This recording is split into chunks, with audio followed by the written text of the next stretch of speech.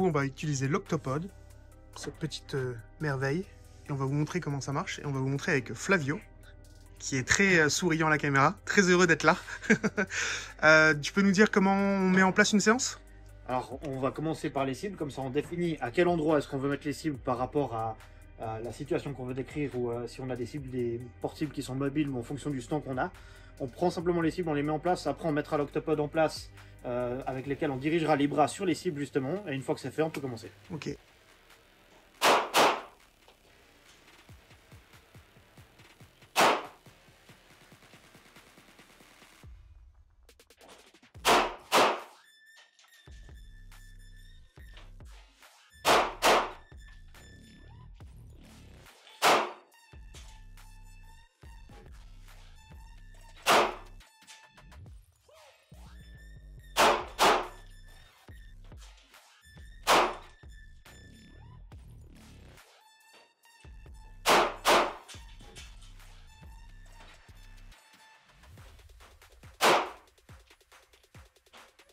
Ok, fin de l'exercice. Donc là, on va vous montrer comment mettre l'Octopod en place pour la séance de tir. Donc c'est un boîtier et après tu as les... moi je vais appeler ça des antennes, mais... C'est les bras en fait. Les bras laser.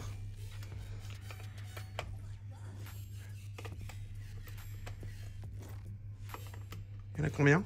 On en a 8, chacun équipé de 2 lasers pour la version standard. On va le placer là. Il fonctionne comme un shoot timer, donc il y a un capteur sonore dessous qui capte les tirs qui sont donnés. Ok. On a fait les essais en fait avec en rajoutant une fonction de dead time, ça nous permet de descendre à 0,06. Donc on est à 6 millisecondes, 6 millisecondes de délai. Donc là on a vraiment pas mal de marge. Donc après c'est assez basique, hein. Tu lances simplement ton application, il le détecte automatiquement. Puis là on va partir en fait sur la phase de calibrage, on va calibrer tous les lasers, tout simplement. Donc le calibrage, ça veut dire que tu allumes tous les lasers pour pouvoir les positionner. Comme ça, tu peux les positionner directement sur les cibles, en fait. Donc, tu vois, l'opération est assez vite faite, il n'y a pas de... Oui, c'est très rapide de mise en place. C'est extrêmement long à mettre en place.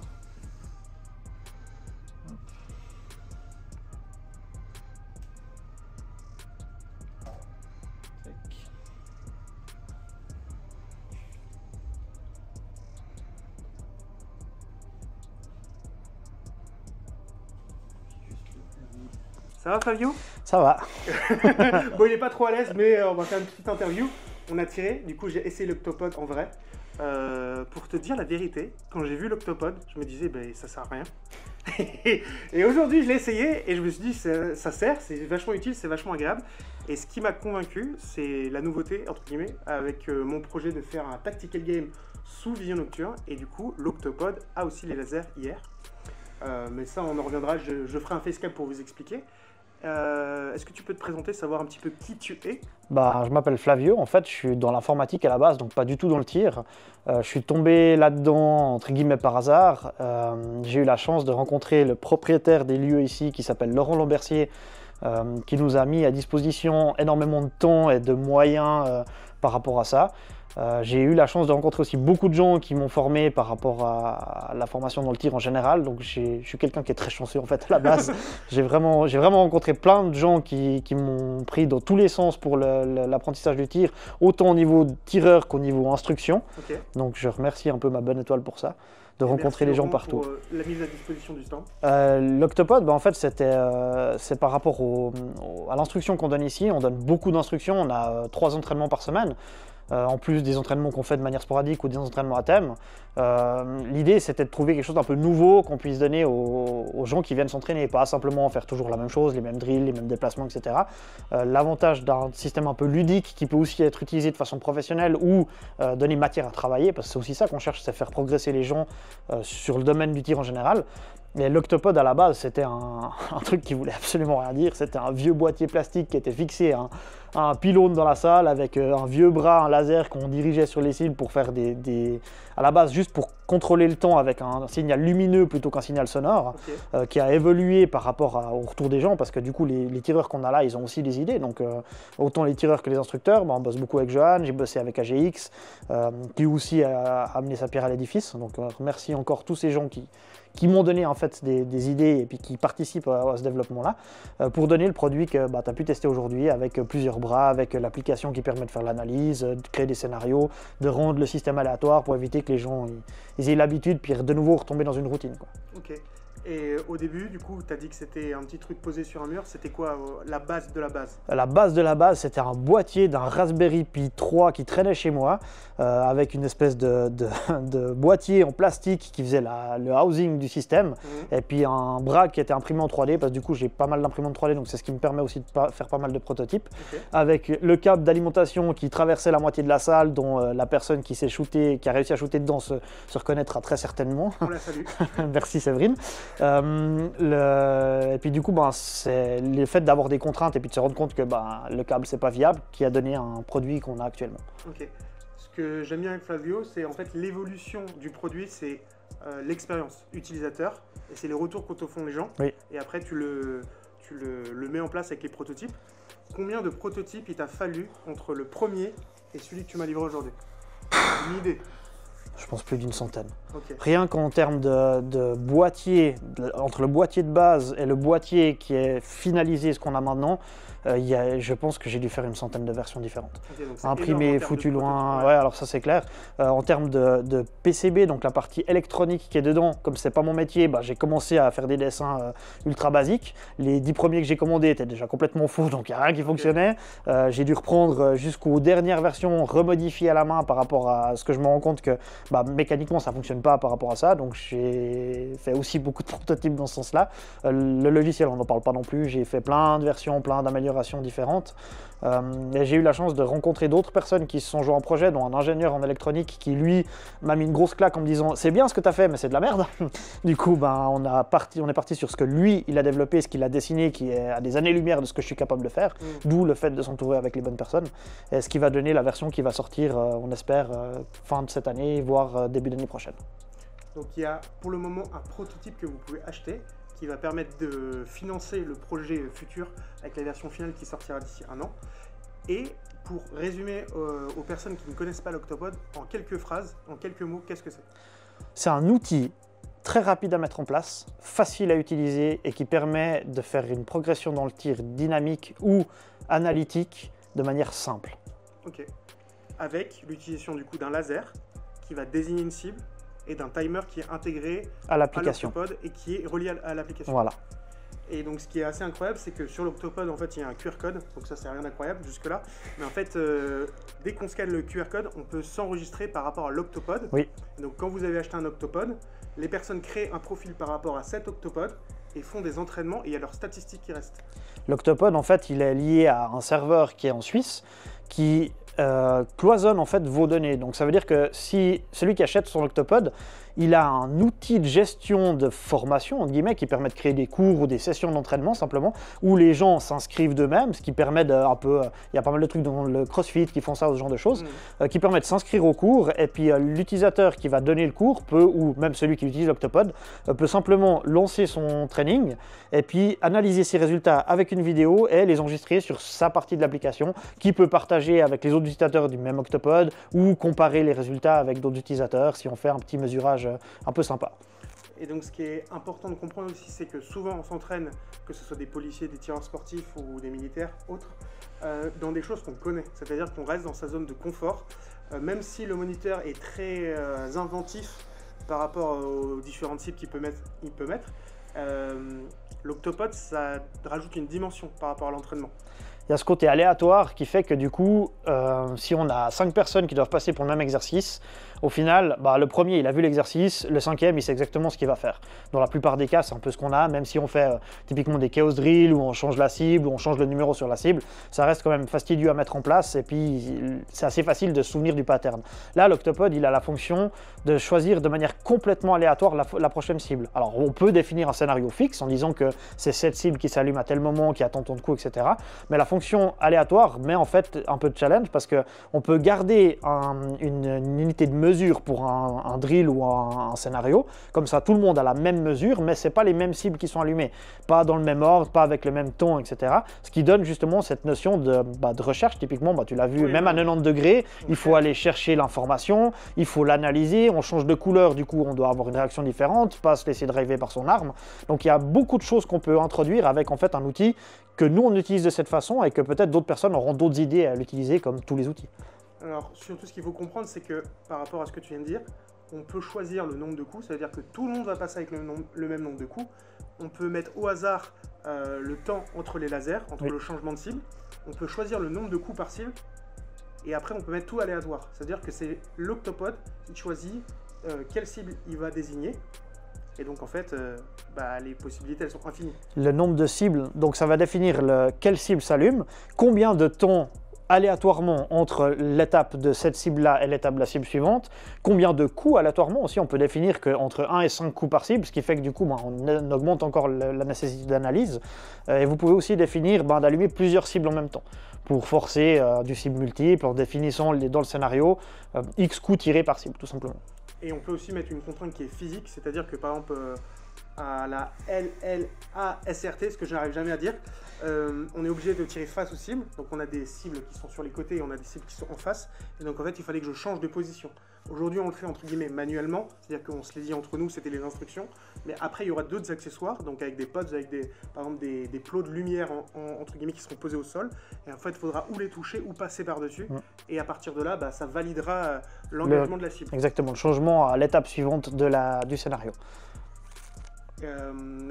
Quel est le futur pour l'Octopod? Qu'est-ce que toi, entre la première version que tu as eue dans ta tête et ce qui est en train de bouillir dans ta tête, qu'est-ce qui va se passer dans le futur? Alors l'idée c'est qu'on a défini un MVP en disant à partir de maintenant on veut que l'Octopod qu'on va sortir ait ce minima de fonctionnalité, parce que sinon on va faire que de développer, de rajouter des idées, des fonctions, etc. puis jamais sortir un produit fini, ce qui n'est pas le but non plus, quitte à se dire voilà, la version 2 ou la version 2 bis sera ça, une version 3 est déjà en préparation pour la suite.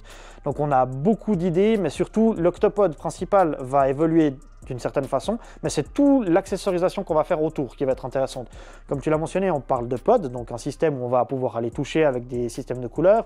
On parle de cible lumineuse, donc un module qu'on pourra fixer par exemple en extérieur, parce que le problème des lasers, c'est qu'en extérieur, on est limité, donc on a d'autres contraintes avec ça. Un système de haut-parleurs connectés qui pourrait diffuser un son spécifique, pas forcément un timer, mais un cri, ça peut être un bruit de voiture, ça peut être n'importe quoi, ou un scénario qui tourne. On a d'autres éléments qui sont aussi en cours, comme je te l'ai annoncé avant.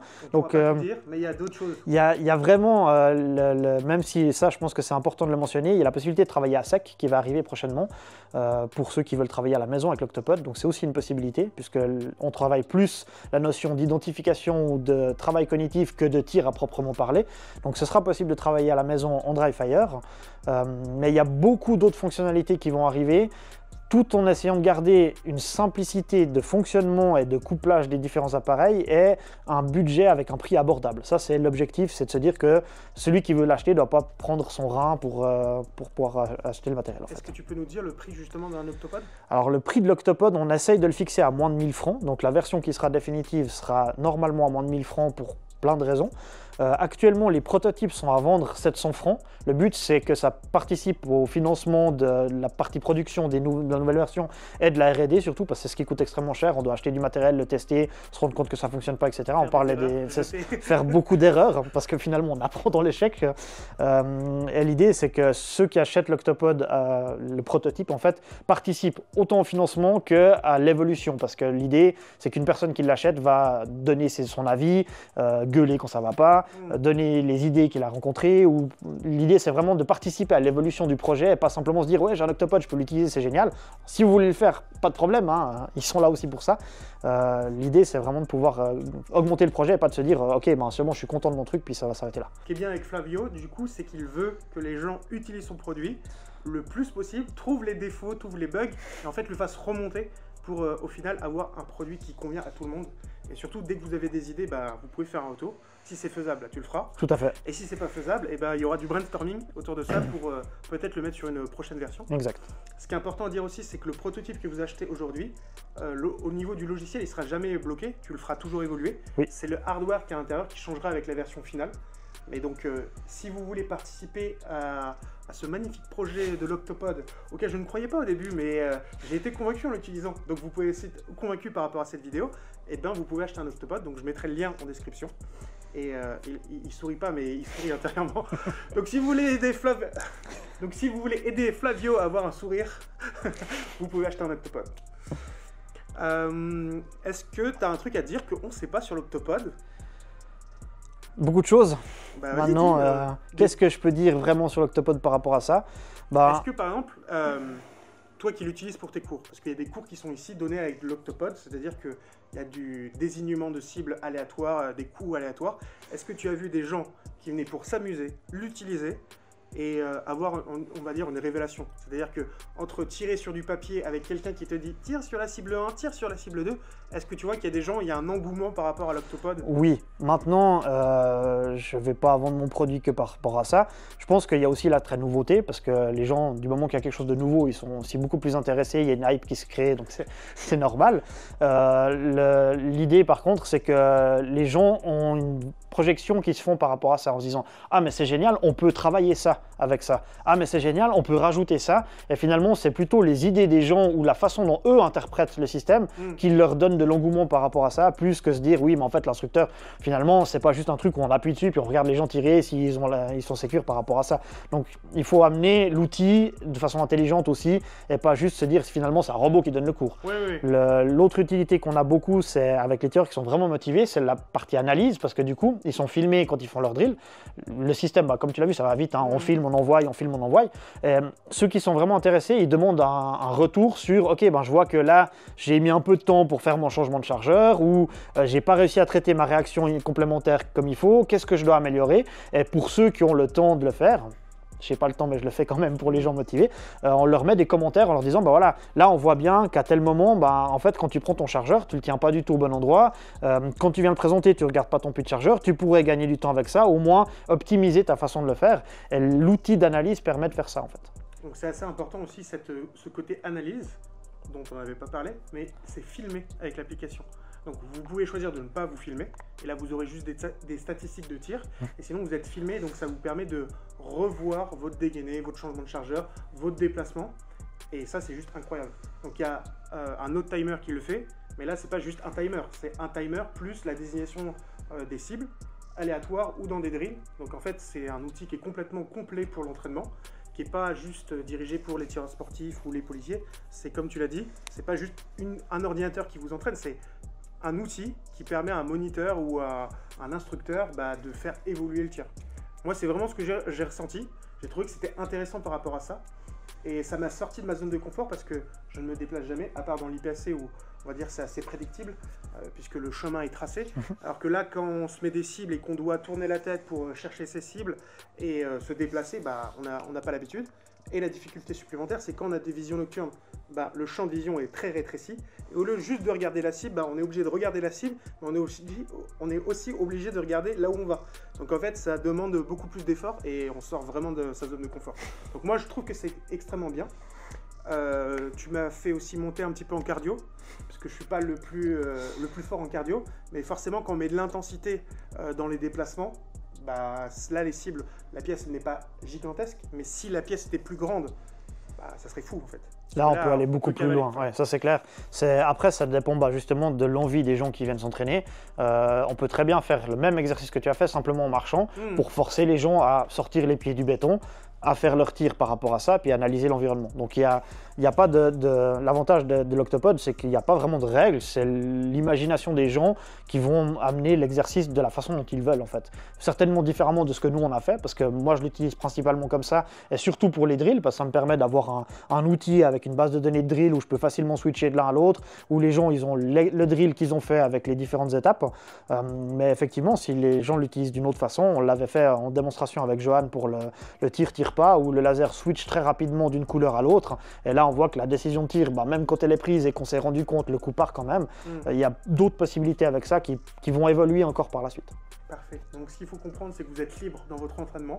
C'est un outil qui vous permet d'être beaucoup plus ludique, beaucoup plus professionnel dans le sens où vous avez des statistiques, que ce soit les coups entre chaque coup, comme un timer, que ce soit analyse vidéo.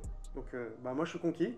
Du coup j'en aurai un, et si je vais dans un stand de tir et que vous me voyez et que j'ai l'Octopod, on fera des petits challenges. Et merci beaucoup. Merci à toi.